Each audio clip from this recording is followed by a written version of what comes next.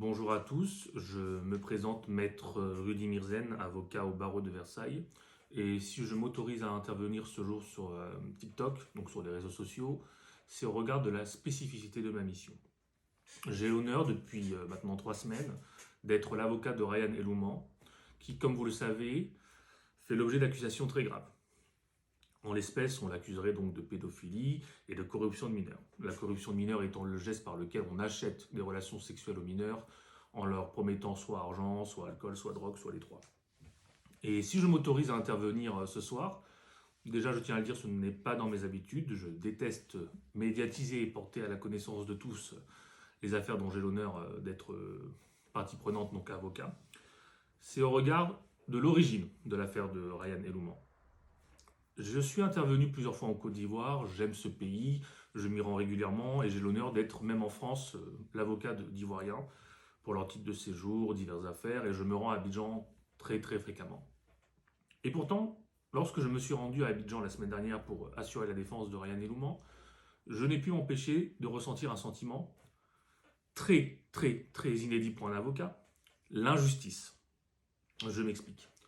Je suis arrivé à Abidjan un samedi soir, j'ai pu me rendre au tribunal de grande instance de Plateau et consulter le dossier qui est vide. Entendez-moi bien, vide. Alors je sais que certains d'entre vous diront que je suis l'avocat de Ryan et qu'il est tout à fait normal que je prenne fait et cause pour sa défense, mais je vais ici ce soir faire appel à votre intelligence. Ne me croyez pas. Ne croyez pas ce que vous avez vu sur les réseaux sociaux. Utilisez votre sens critique et votre intelligence. Ce que je vais vous énoncer, vous pouvez le vérifier par vous-même. Alors j'insiste, ne me croyez pas moi, ne croyez pas tous les différents intervenants, croyez en vous, en votre intelligence. Ryan Elouman, il y a quelques semaines, a eu la visite de 3 enfants mineurs. Ces enfants mineurs lui ont annoncé avoir été victimes d'attouchement de la part d'une autre personne. Et qu'est-ce qu'a fait Ryan ? Il a aidé ces 3 personnes à porter plainte. C'est dans le dossier. Nous arrêtons là.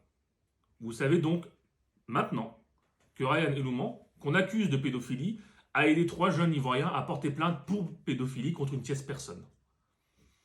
Cette tierce personne, dont le nom figure au dossier, mais en vertu du secret de l'instruction, je ne dirai pas son nom, parce que contrairement à tous ceux qui se sont déployés sur les réseaux sociaux, je respecte le droit. Cette tierce personne connaît les 3 plaignants contre Ryan. Tout est dit. Donc ce qui n'a pas été dit sur les réseaux sociaux, même sur les différentes chaînes ivoiriennes, c'est que les accusations portées à l'encontre de Ryan Elouman émanent de 3 personnes qui connaissent la tierce personne qui a été accusée de pédophilie elle-même. C'est déjà très surprenant. Et ce n'est pas la défense de Ryan Elouman qui le dit, c'est le dossier lui-même, c'est le juge d'instruction. Au-delà de ça, lorsque je me suis rendu à Abidjan, j'ai pu constater 2 choses. Les autorités ivoiriennes se basent sur les rumeurs. Rumeurs qui émanent d'où ? Des réseaux sociaux.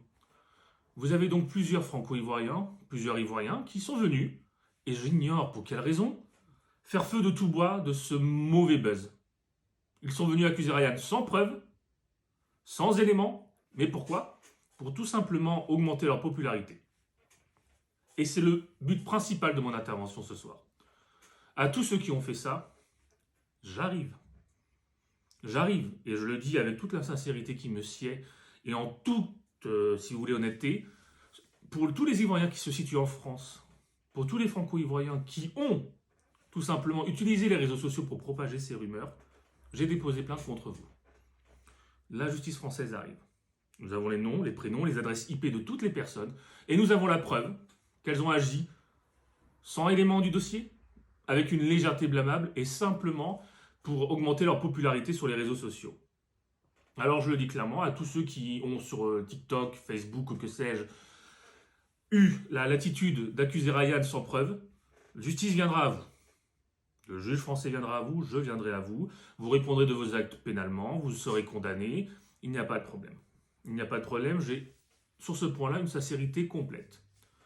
Maintenant, le cas français étant fait, ceux qui depuis la France ont utilisé les réseaux sociaux pour propager ces rumeurs, leur compte sera réglé prochainement par la justice. Pour tous ceux maintenant qui en Côte d'Ivoire ont cru à ces inepties, Je dirais deux choses. La première, c'est que le dossier lui-même comporte plusieurs éléments qui appellent au moins à interrogation. Exemple. Ryan Elouman se trouve actuellement à la MACA, donc à la maison d'arrêt correctionnelle d'Abidjan, et comme vous le savez, on l'accuserait, en ce moment, d'avoir subordonné des témoins. Or, le pôle pénitentiaire d'Abidjan lui-même, c'est-à-dire les autorités de votre pays, ont annoncé que Ryan n'a jamais voulu entrer en contact avec les personnes qui l'ont accusé. Et pourtant, sur les réseaux sociaux, vous voyez des enregistrements qui se répandent où on présenterait Ryan comme voulant soudoyer des témoins. Là encore une fois, les personnes qui ont publié ce témoignage, cet audio, la justice viendra à vous. Et je vous le dis, je n'ai aucun plaisir à dire que je vais poursuivre des gens, puisque mon rôle, moi, n'est pas d'attaquer les Ivoiriens, mais de les défendre. Je suis avocat, j'adore cette communauté, j'adore ce pays, et je suis peiné de voir que certains Ivoiriens vont tout simplement s'autoriser à porter des accusations gravissimes. Est-ce que vous vous rendez compte de ce qui se passe? Est-ce que vous vous rendez compte de ce qu'est être accusé de pédophilie alors que vous ne l'êtes pas? Est-ce que vous vous rendez compte du poids de la rumeur? Et je le sais parce que si Ryan sera déclaré innocent, et je le crois de tout mon cœur, certains d'entre vous croiront que la justice est corrompue, que Ryan a échappé, si vous voulez, à la justice, et je sais très bien que la rumeur sera persistante. Mais je dirais ceci.